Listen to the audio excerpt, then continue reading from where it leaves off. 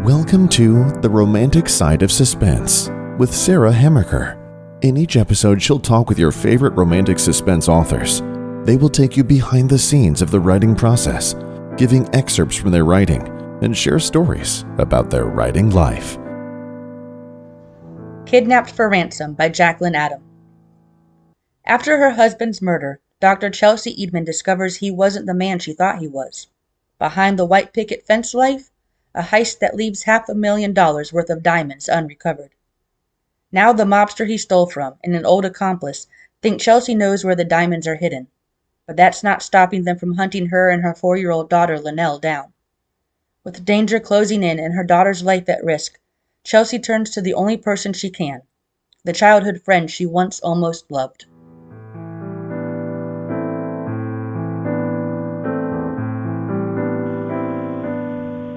On this episode of The Romantic Side of Suspense, my guest is Jacqueline Adam, who lives in British Columbia with her husband and 2 incredible children. So I'm delighted to welcome you, and I'm looking forward to our talk about writing and all things authory. So welcome.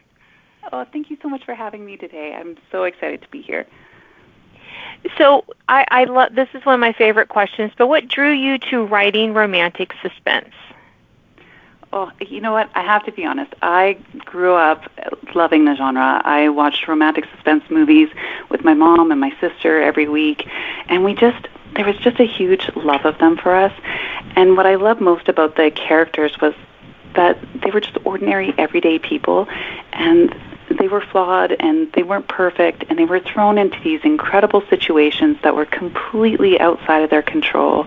And I don't know, there's just something about me that roots for that underdog. And seeing how they rise to the occasion and how they find that inner courage to kind of overcome those impossible odds, I just love the genre. Yeah, I do too. And one of my favorite is that ordinary person, thrust into extraordinary circumstances that are not of their making, and they have to figure it out. And those are such fun to write. And for me, the story idea sparks a lot with the what if. It could be something I saw on TV or in one of my, I'm a huge fan of BritBox, watching British shows. I'm like, well, what if I did this? And then your mind just goes racing, or it could be a love of a setting. So where's your inspiration come from? Can you pinpoint anything particular, or what's your creative process in figuring that out? So for me, it often will start with this inciting incident. So I'll get an idea, like you said, it could be from a show, it could be from the news. There's just that little bit of a granule, that little spark. And then once that happens, sometimes I'll think, this would be really cool. Like for me, I just thought, well, wouldn't it be fun to have like an action scene happen on Whitewater Rapids? And so for me, that really, all of a sudden, I knew I wanted the story for Kidnapped for Ransom to take place in Oregon. So then I started doing research about what are some cool whitewater rafting places in Oregon. And then that's how I came upon the Rogue River. And there was such history there. There's the hiking trails there. There's the stunning canyon. I just fell in love with it. And I find the inspiration for the stories, it comes from a mix of finding those right places, and then the more you find out about it, the more it's like, oh, what happens if the characters did this? And it runs away with itself. Yeah, I think so, and I think that is what makes us authors come up with so many different scenarios. I remember whenever I talk to readers, they're often like, "Oh, it's amazing that you can come up with this stuff." I'm like, I mean, that's just how my brain works. I'm always thinking of what if. I'm always looking at conversations or people or ideas and just thinking, can I spin it to my current story, to a future story? And like I told my agent one time, I was like, my problem isn't coming up with ideas. It's focusing on what idea will turn into a story. So I'd love it if you wanted to talk a little bit more about what is your process in figuring out if this what if idea can actually sustain a story, because I think you and I both know, and our listeners, if you're readers, you may or may not know this, not every idea can be turned into a novel. Mm-hmm. No, it's very true. Like, some ideas are just fatally flawed from the beginning. And I think for me, my process is usually starting with a story, getting that inciting incident, and sitting with it for a bit of a morning and seeing. I'm not a plotter. Some authors like to plot out from beginning to end, and I find I love the idea of plotting. I think I would be a much faster writer if I was a plotter, but I fly by the seat of my pants. And so for me, when I'm writing it, if I once I sit down with that inciting incident and I can't think of, I call them my tent posts. So it's like 2 or 3 other scenes that I want to go with the story. If those don't come, then I know the story isn't going to go into anywhere right now. And what I'll do is I'll just put that into a book like a notebook, and I'll save that idea for later, because it might just be that I haven't attended the right conference where there's like a writing tool that will really help me flesh that idea out in a different direction. I just know that idea is not for right now. But what I like to do is have that inciting incident, have a couple scenes in my head where I think things are going to go, and then I write towards those 10 poles. And it's a lot of fun because sometimes I'll write something, let's say in chapter 2, and I'm like, I don't know if I'm going to keep that idea. That's kind of a weird thing that happened there. But I just leave it and I continue on. And what's fun is sometimes you get all the way down to chapter 7 and something happens and you realize it totally ties into that other event that you had no idea why you wrote that. And those are some of my favorite moments in writing. It's just when it all starts to just unfold and roll together. Okay, no one can see me because we're only recording this, but I'm doing the same symbol with my hands, the same. And I am a mostly pantser as well, although I am learning more to love the synopsis, so we don't need to talk about that right now. But it's the same thing, because I'll be writing along, and then I'll get to like chapter 10. I'm like, oh, that's why I did that in chapter 3. Perfect. So, our brains all work different. I wish I could plot. I wish I could go, and I've tried it. I've tried a million different methods, and I realize I need to have the flexibility to make some changes, although I am getting better at getting the basic story structure in place. Like, I know what needs to happen, I know the kind of the story arcs, and I know who needs to be, why there's happening. Although I must say, I don't always know who the villain is. I usually have a couple of ideas, and those kind of evolve sometimes. And that's fun when that evolves too, because I think it really makes the story, like, because you're surprised as you're writing it, and I think the reader is equally surprised, right? So yes. Those are such fun moments. They are, and I love how, I don't know, my brain just kind of ties them together. And I tend to like to write the suspenseful mystery, where we have the suspense, there's definite dangers to the hero and heroine, but they don't know what's happening, and they're kind of getting the clues along the way. I read much too much Agatha Christie as a kid and a young teen, and I just love that mystery part. So I almost always cloak who is the villain, just because I enjoy that. I enjoy that part. So yeah, it can be so much fun. So when you're writing, what happens when you get stuck? Do you have like a pick-me-up? Do you have like a beverage of choice? You take a walk? I mean, what do you do to kind of get yourself going again? Because we all, no matter how wonderful writers we are or how self-motivating we can be, we do hit those blocks sometimes. So how do you get yourself unstuck and get going? So for me, there's a couple things that I do. So when I initially start with my characters and writing the book, I'll often do an image search on the internet. It'll just be something like female in her late 20s and just some basic descriptions. And then I'll find a picture of my character, and I have a little Ivy printer, and it's like just a small little image. And I put all the images of my characters on the bulletin board. And sometimes I just stare at them for a little while, and sometimes that's enough to spark like a dialogue that helps me get unstuck. Other times when that's not working, then I'm really fortunate where we live backs onto some woods, so I will take my dog for a walk out in the woods and just sit and kind of contemplate, because sometimes you just need to get out of your own head for a bit. Yeah. And then there's also those moments which are really hard where at least I have days where it doesn't matter what I write, I just become a little bit overly critical and nothing's coming out right. And on those days when I can't shut off that internal editor, I'll call one of my writing buddies and she'll be like, okay, you need to knock it off. Yeah. And we just kind of, because she's like, sometimes you just have to let the bad dialogue be there right now, and you can come back and you can fix that when you edit it next round. But right now you just need to keep on moving. And yes.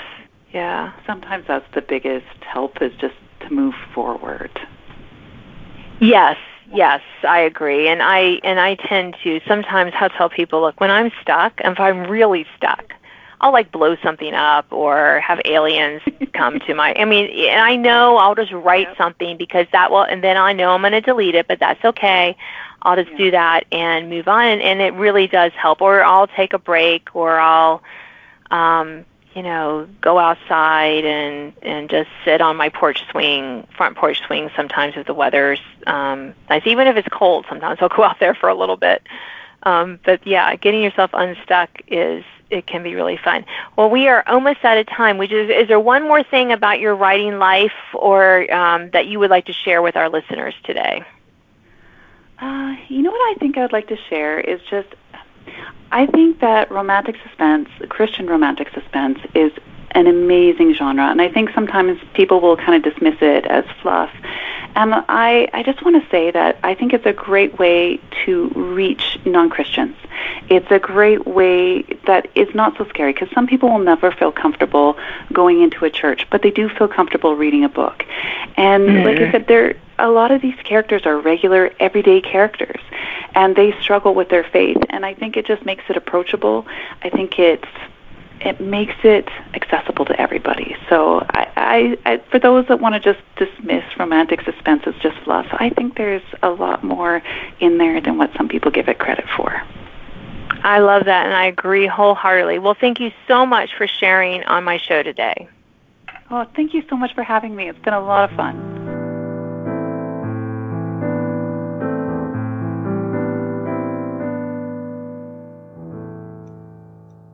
Now an excerpt from Kidnapped for Ransom by Jacqueline Adam. Never in a million years did Dr. Chelsea Edmond think her evening jog would descend into a situation like this, and yet here she was. Her feet pounded the sidewalk at a grueling pace, pushing the red baby jogger up the hill at a speed that excited her 4-year-old daughter, Linnell.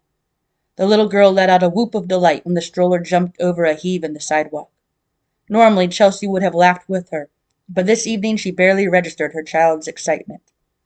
"Dr. Edmond, I just want to have a quick word with you," the reporter called from the open window of his car. Chelsea ducked her head and pushed herself harder. Just yesterday, her mother had told her to call the police when reporters harassed her.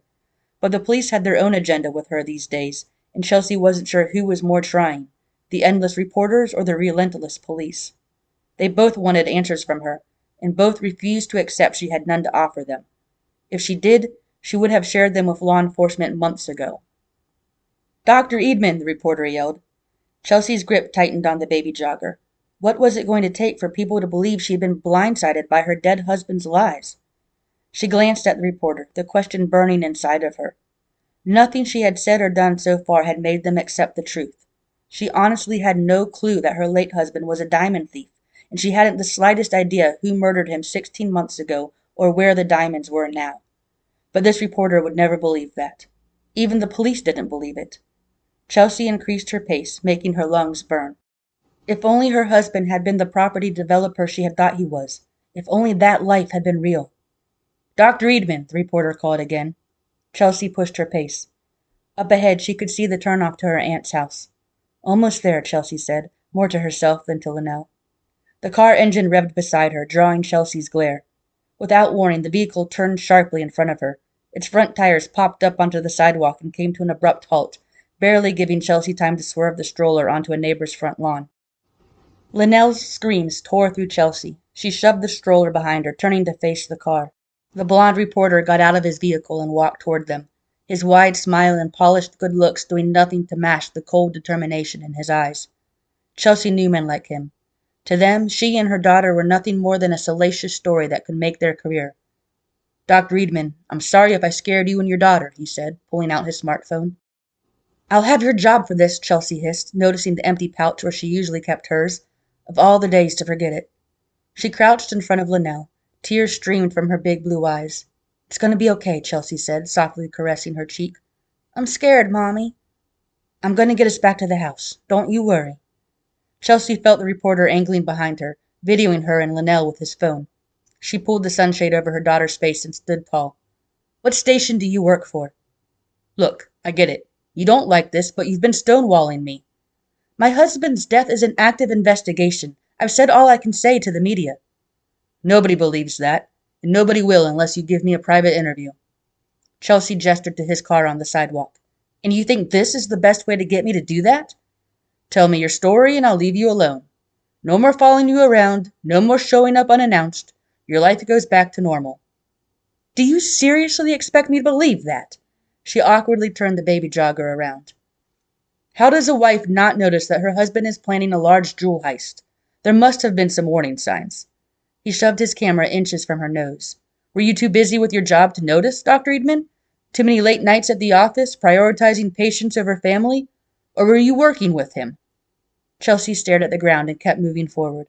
I will not cry, she repeated to herself. I will not cry. He grabbed the stroller's handle. You can make this stop with one interview. Let go, Chelsea yelled, smacking at his hand. When they discovered your husband's body, the police never found the diamonds. He leaned in closer. Where are they, Chelsea? A strong jet of cold water from a garden hose hit the reporter square in the back.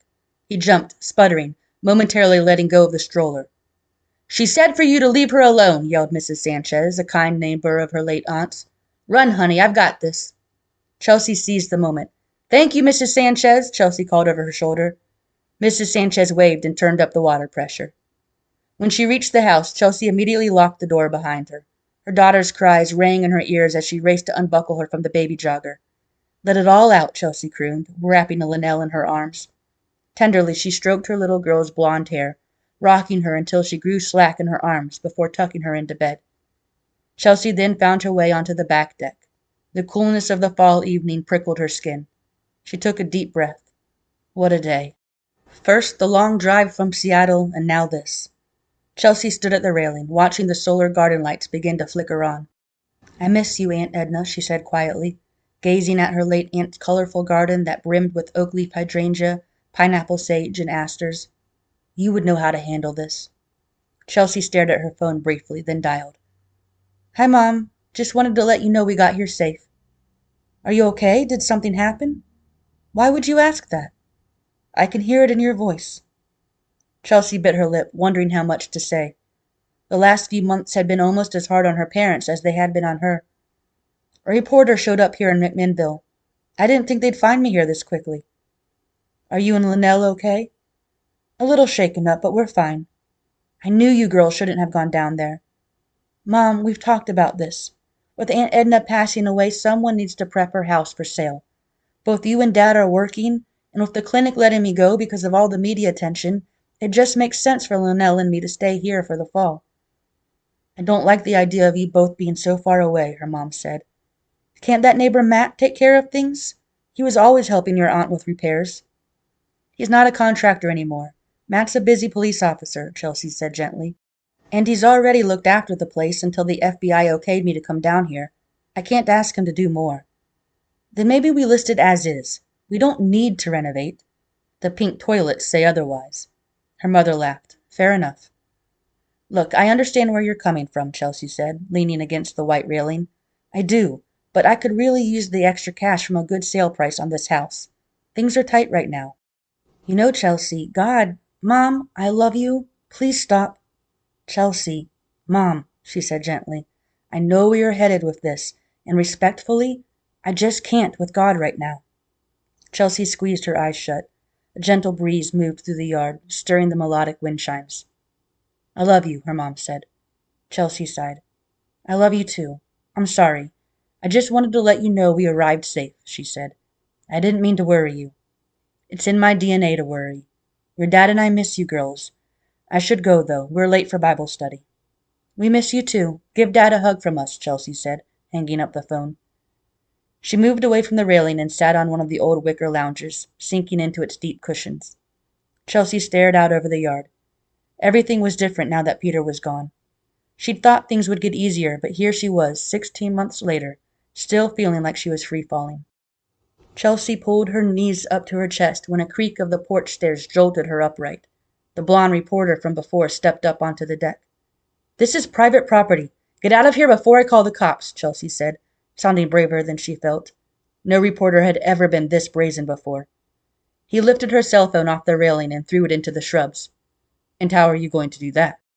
Chelsea lunged for the sliding glass door, but he closed the gap between them, slamming her face first into the door. Her nose throbbed as he flipped her around to face him. He leaned in close, his nose inches from hers. You don't know who I am, do you? Chelsea stared at him, trying to push back the fear that burbled up inside. Did she know him?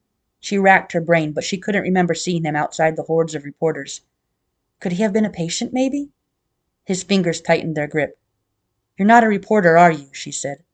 A grim smile spread across his face. Peter said you were smart. Who are you? What do you want? Your husband ever mention his old friend Ian? She squirmed her shoulder, trying to get free of his grasp. No. I'm done playing games. He shook her. Where are the diamonds? I don't know. Ian's eyes narrowed into cold green slits seconds before his hands moved to her throat. His thumbs pressed into the hollow at the base of her neck. Chelsea gagged for breath, her hands clawing at his, desperate to loosen his grip. Try again, Chelsea. I did the job with him and I need those diamonds. Where are they? He shook her again, smashing her head hard against the glass door. Chelsea gasped desperately for air, moving her jaw like she was trying to speak. He loosened his grip and she let out a piercing scream, shoving his chest, trying to break free. Ian didn't budge. Instead, his grip tightened on her throat, silencing her into a gurgling choke. She stared up into his face, watching it twist with rage. Her hands clawed at his, trying to loosen his tightening hold. He was going to kill her. Chelsea thrashed harder, fighting to remain conscious. With every ounce of strength she had, she kneed him in the groin. He grunted, his grip momentarily loosening. Help! She screamed as she heard the back gate slam shut. Police! Matt's familiar voice boomed. Suddenly, Ian let go of her, and Chelsea slipped down the glass door to the rough wood decking, struggling to breathe. She got to her knees as Ian jumped over the railing, knocking over the wicker table filled with plants. Dirt and terracotta shards showered the deck like birdshot. Matt thundered up the steps. Chelsea? He crouched beside her, concern etching his face. I'm all right, she croaked. Matt looked to where Ian had jumped over the railing. Go, Chelsea said, meeting his deep brown eyes. I'll be fine. His gaze washed over her, likely assessing the truth of what she said. Call 911, he said, and then took off running after Ian. Thanks for listening to The Romantic Side of Suspense with Sarah Hammerker. If you enjoyed this episode, please leave a review. You can sign up to receive notifications of upcoming podcasts and listen to previous editions at sarahhammerkerfiction.com.